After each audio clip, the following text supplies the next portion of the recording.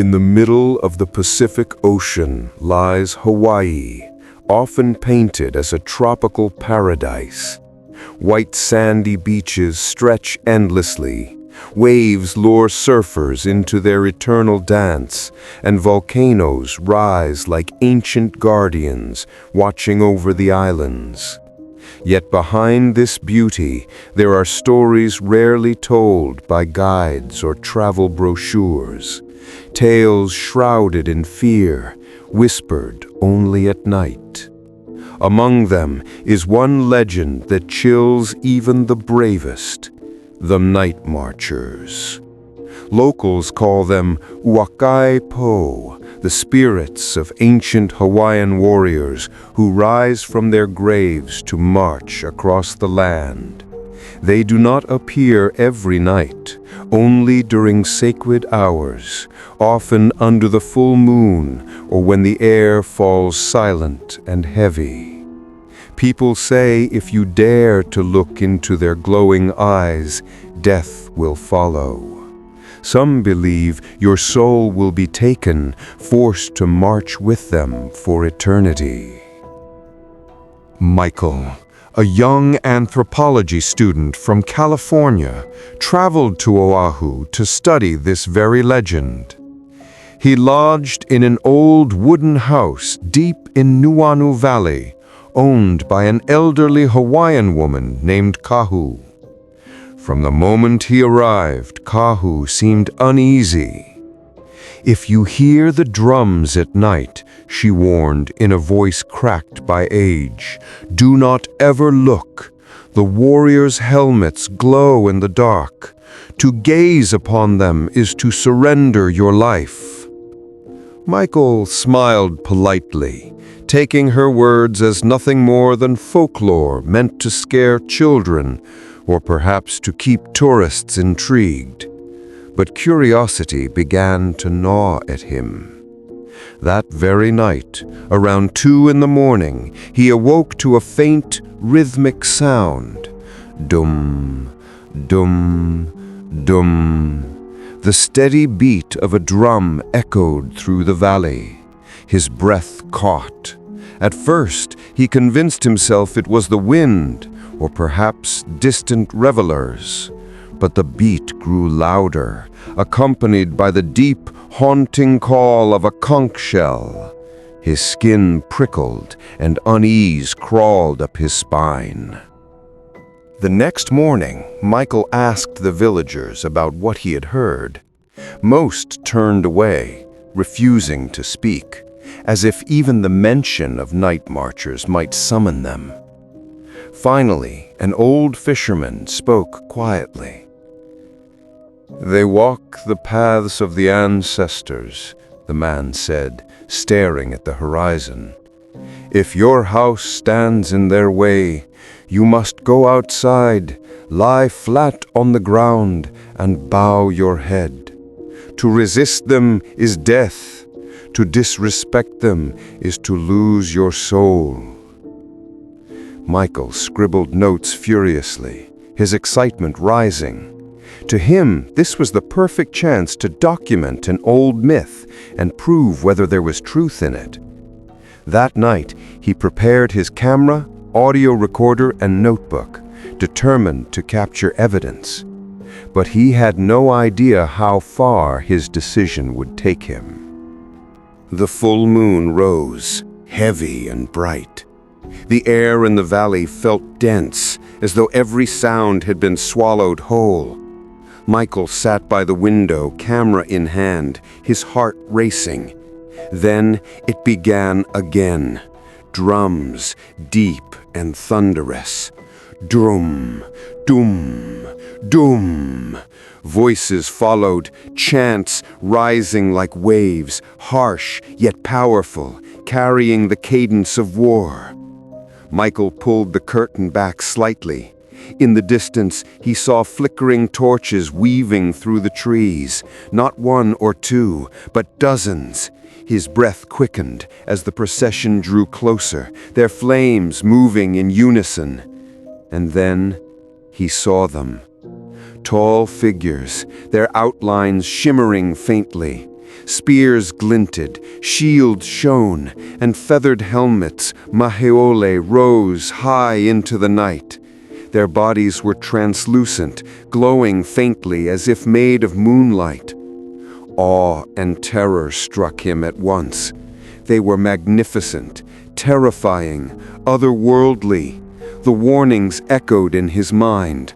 Do not look at them. Yet his curiosity clawed harder. The marchers passed directly in front of the house. Though ghostly, their footsteps made the earth tremble. Michael's pulse hammered. Against all reason, he lifted his camera. The device shuddered violently in his hands. The lens clouded. The screen blinked black. No image would capture. Desperate, he lowered the camera and looked with his bare eyes. That was when one warrior stopped. Slowly, the spectral soldier turned, his face half shrouded in shadow, his eyes blazing golden fire.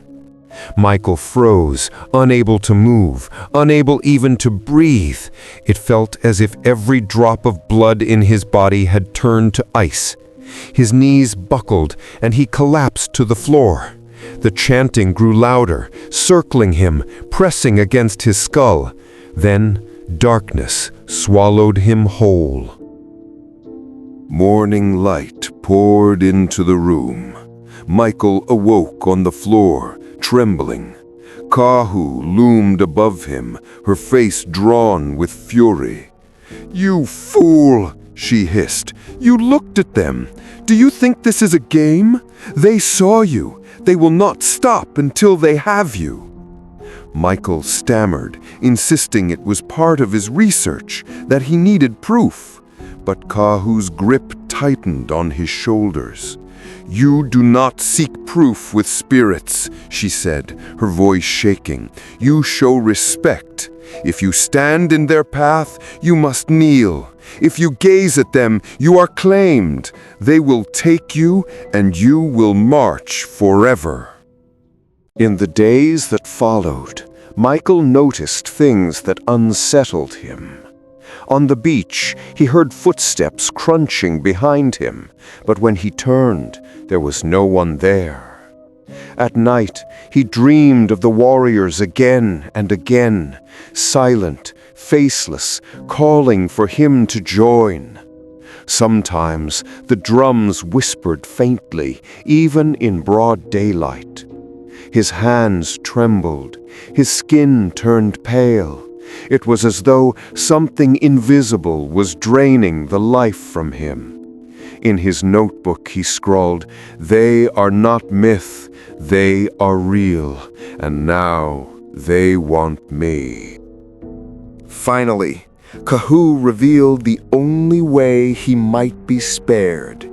He would need to perform an ancient ritual, leaving an offering on the sacred trail of the night marchers, and beg forgiveness.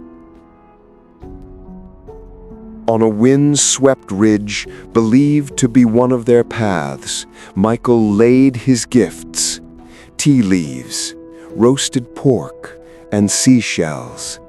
He knelt low, forehead nearly touching the ground, whispering apologies and pleas for mercy. Silence followed, only the sigh of the wind in the grass. For a moment, relief washed over him. Maybe it had worked. But then the air turned icy. A conch shell bellowed across the valley, closer than ever.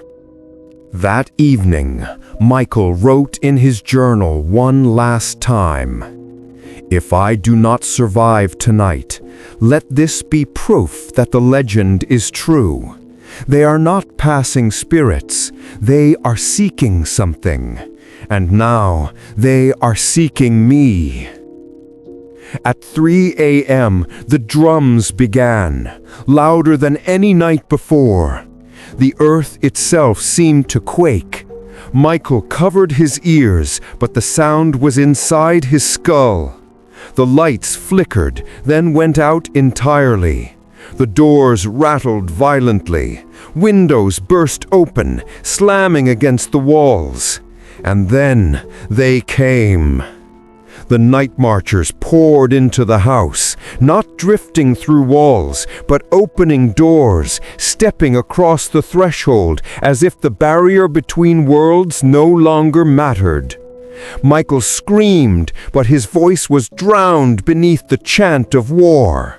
The warrior with the golden eyes approached, spear raised high, glowing like fire.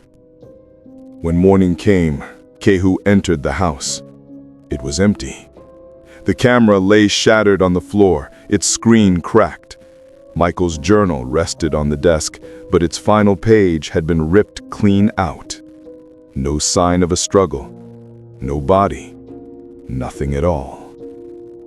The villagers shook their heads when told. "They took him," one old man said. "He marches with them now." From that night on, whispers spread through the valley.